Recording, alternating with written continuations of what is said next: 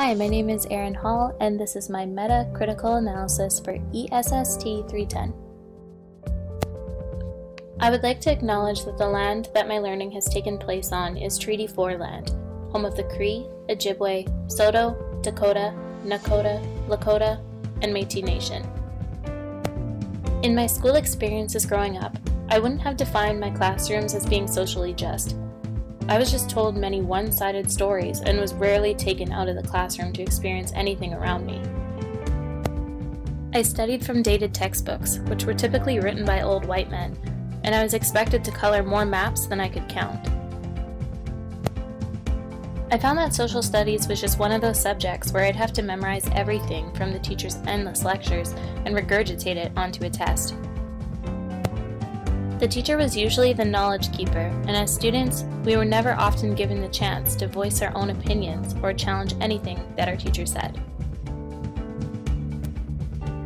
It wasn't until I attended the University of Regina that I realized that social studies involves much more than old textbooks and world maps.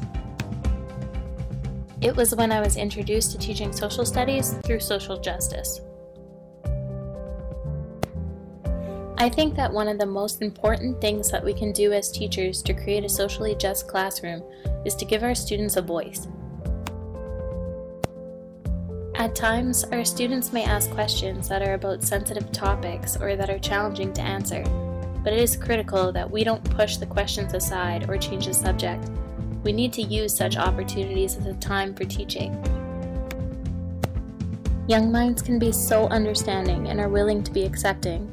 We just have to give them the opportunities to have such learning experiences.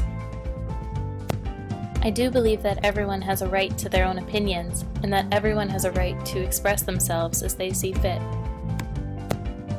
Though, as teachers, I do feel that it is important that we also need to be open-minded and not bring our own biases into our classroom.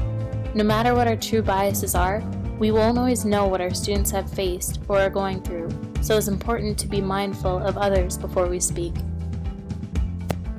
The change starts with us, the teachers who educate young minds and give them access to different worldviews and ways of knowing. Children aren't born into the world as racist, homophobic, or judgmental.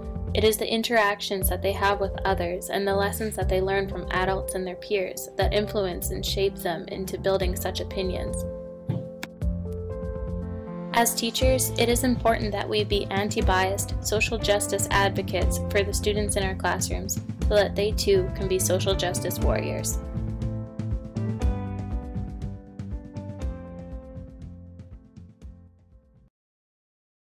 Created using Powtoon.